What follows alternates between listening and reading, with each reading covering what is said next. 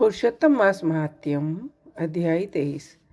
दृढ़ धनवा राजा बोला, हे मुनियों में श्रेष्ठ, हे दीनों पर दया करने वाले, पुरुषोत्तम मास में दीपदान का फल क्या है, सो कृपा करके मुझे कहिए। श्री नारायण बोले, इस प्रकार राजा के पूछने पर अत्यंत प्रसन्न मुनियों में श्रेष्ठ वाल्मीकि मुनि ने हंसते हुए विनीत नम्र राजा से कहा, हे राजाओं में सिंह सदृश पराक्रम वाले, पापों का नाश करने वाली कथा को सुनिए, जिसके सुनने से 5 प्रकार के पाप नाश को प्राप्त होते हैं। सौभाग्य नगर में चित्रबाहु नाम से प्रसिद्ध बड़ा बुद्धिमान अत्यंत बलवान राजा था। वह क्षमाशील, समस्त धर्मों को जानने वाला, शील और दया से युक्त, ब्राह्मणों का भक्त, भगवान का भक्त, कथा के श्रवण में तत्पर, हमेशा अपनी स्त्री में प्रेम करने वाला, पशु पुत्र से युक्त, चतुरंगिनी सेना से युक्त, ऐश्वर्य में कुबेर के समान था। उसकी चंद्रकला नाम की स्त्री 64 कला को जानने वाली, पतिव्रता, महान भगवती, भगवान की भक्ति को करने वाली थी।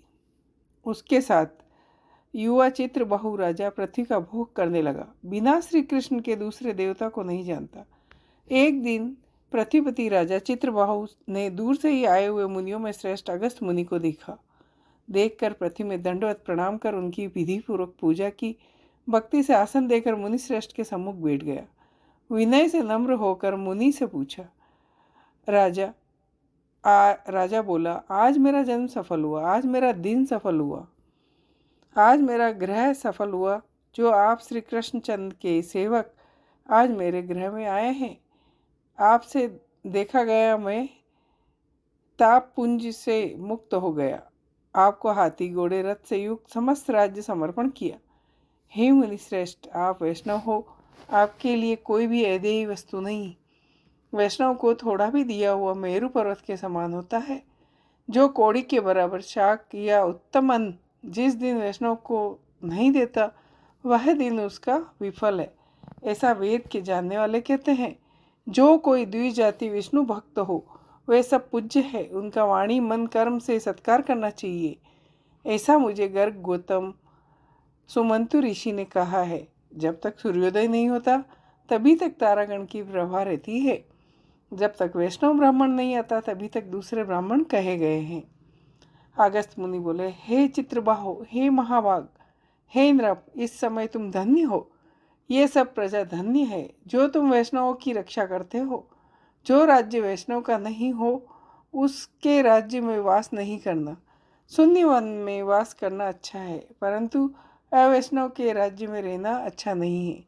जिस प्रकार नेत्रहीन शरीर, पतिहीन स्त्री, बिना पढ़ा हुआ ब्राह्मण निंद है, वैसे ही वैष्णव रहित देश निंद है। जैसे दांत बिना हाथी, पंख के बिना पक्षी, 10वीं विदा द्वादशी कही गई है, ऐसे ही वैष्णव रहित देश है। जैसे कुशा रहित संध्या, तिलहीन तर्पण, व्रति के लिए देवता की सेवा है, वैसे ही वैष्णव रहित देश है। जैसे स्नान रहित व्रत, वैसे ही बिना वैष्णव का राष्ट्र निंद है।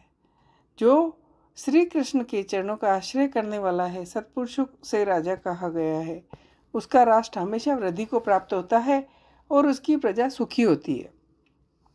जो राज्य मैंने तुमको देखा, इसलिए मेरी दृष्टि सफल हुई। भगवत वक्त आपके साथ बात करने से आज मेरी वाणी सफल हुई। हे राजन, मेरी आज्ञा से यह राज्य तुमको करना चाहिए। मैंने इस राज्य में तुमको प्रतिष्ठित किया, तुम्हारा कल्याण मैं जाऊंगा। श्री नारायण बोले, इस प्रकार कह कर जाने की इच्छा करने वाले श्रेष्ठ मुनि अगस्त को चित्रबाहु राजा की प्रतिहति स्त्री ने परम भक्ति के साथ प्रणाम किया।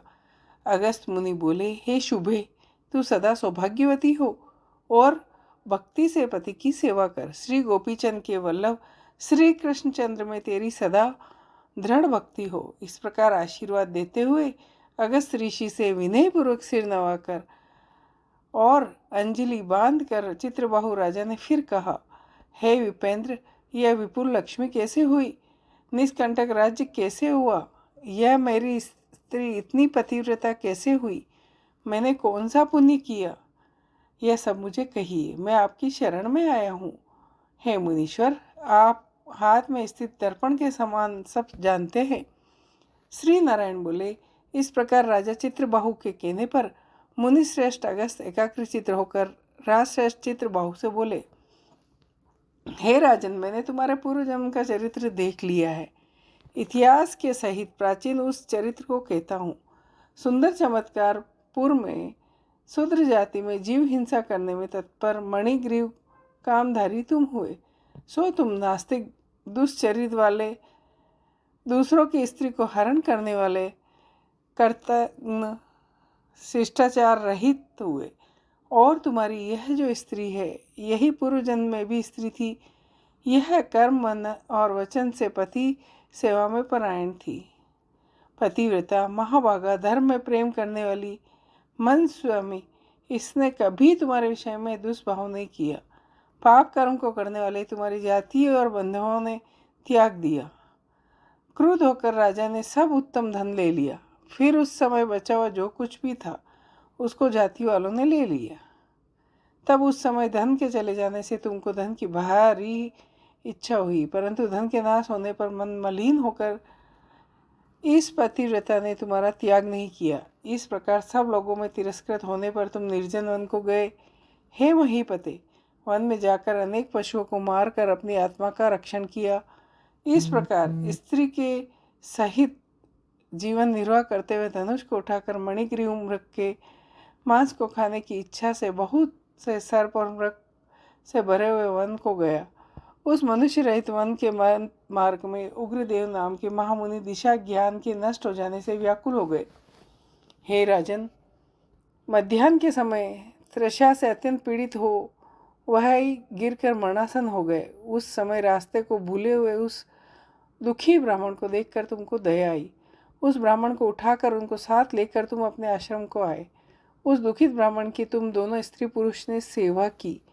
एक मुहूर्त के बाद उस समय महायोगी उग्रदेव चैतन्यता को प्राप्त हो आश्चर्य करने लगे। मैं वहाँ था, यहाँ कैसे आया? उस वन के बीच से कौन लाया? श्री नारायण बोले, मणिग्रीव ने उस ब्राह्मण से कहा, यह सुंदर तालाब है, इसमें कमलिनी के पुष्प से सुगंधित शीतल जल है। हे ब्राह्मण, उस शीतल जल में स्नान करके मध्याह्न की क्रिया करके फलाहार करें और सुंदर शीतल जल का पान करें। इस समय मैंने रक्षा की है, आप सुख से विश्राम करें।